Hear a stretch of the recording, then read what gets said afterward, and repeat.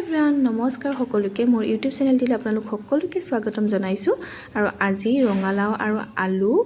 broiler মাংসৰ লগত বনাইছিলোঁ খাবলৈ কিন্তু ধুনীয়া টেষ্টি হৈছিলে তেতিয়াহ'লে আহকচোন মই কেনেকৈ বনালোঁ সেইটো ভিডিঅ' চাওঁ আৰু প্ৰথমতে এতিয়া আমি দোকান যাব লাগিব মাংস লাগিব যিহেতু আৰু আমি এয়া ওলালোঁ আৰু বৰষুণ দি আছিলে এনেকুৱা অৱস্থা বেয়া কৰি দিছে ঘৰৰ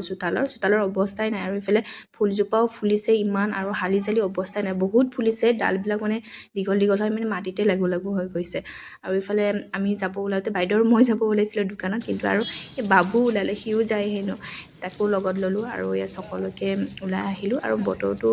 ভাল লাগে বৰষুণ বতৰ কিন্তু জাগাবোৰ লেতেৰা হৈছে সেইটোৰ কাৰণে মানে ভাল নালাগে আৰু ইয়াত আমাৰ চকৰ দৃশ্যটো বহুত ভাল লাগিছে মানে কেনেকুৱা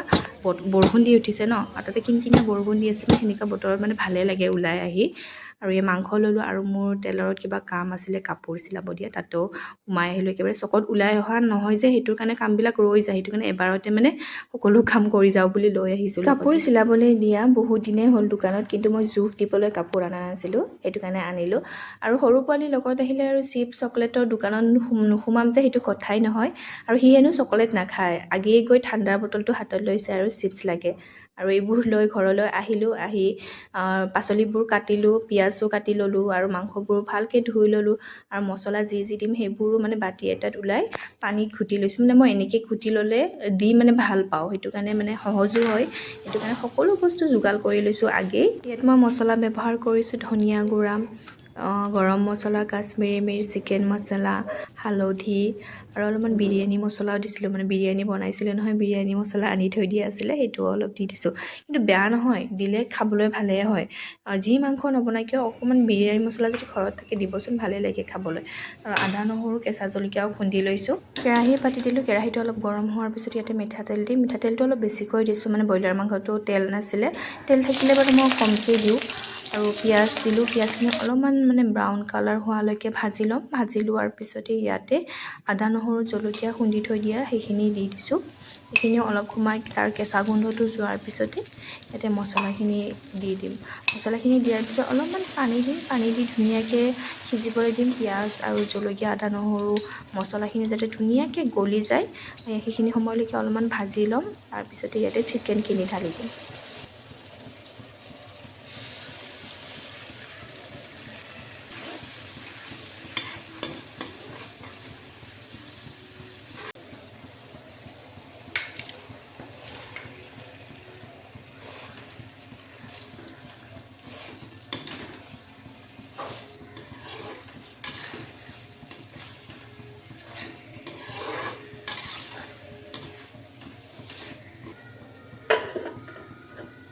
মাংসখিনি এনেকৈ ঢাকন দি ভালদৰে ভাজি ল'ম যিহেতু ব্ৰইলাৰ মাংসৰ পৰা পানী ওলায় পানীখিনি শুকাই যোৱালৈকে ভাজিব লাগিব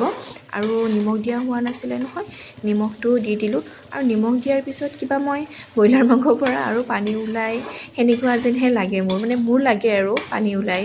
আৰু এই পানীখিনি শুকাই যোৱালৈকে ভাজিম তাৰপিছতে তেল বিৰিঙি আহিব সেই তেল বিৰিঙি আহিছেই এতিয়া ইয়াতে কাটি থৈ দিয়া ৰঙালাও আৰু আলুখিনি দি দিম এইখিনিও ভালদৰে ঢাকন দি একদম মানে আলু আৰু ৰঙালাওটো অলপ আধা সিজা হোৱাকৈ তেনেকুৱা ভাজি ল'ম মাংস বনালে গৰম পানীয়ে দিওঁ সেইটো কাৰণে আকৌ ইফালে গৰম পানীও বহাই দিছোঁ ধুনীয়াকৈ মাছ দিনটোতে আৰু পানীটো ইমান নুতলাওঁ মই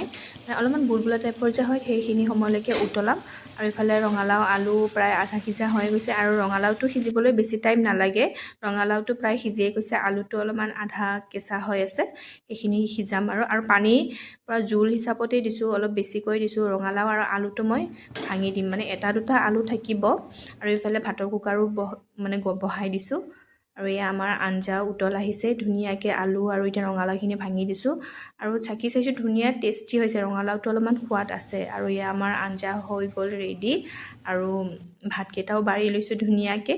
আৰু খাবলৈ বহুত টেষ্টি আছিল আপোনালোকে এনেকৈ বনাই খাইছেনে কমেণ্ট কৰিবচোন আৰু আজিৰ ভিডিঅ'টি ইমানেই আপোনালোকৰ যদি মোৰ ভিডিঅ'বোৰ চাই ভাল লাগে প্লিজ লাইক কমেণ্ট শ্বেয়াৰ কৰি দিব আৰু চেনেলটো ছাবস্ক্ৰাইব কৰি দিব আৰু আজিলৈ আহিছোঁ বা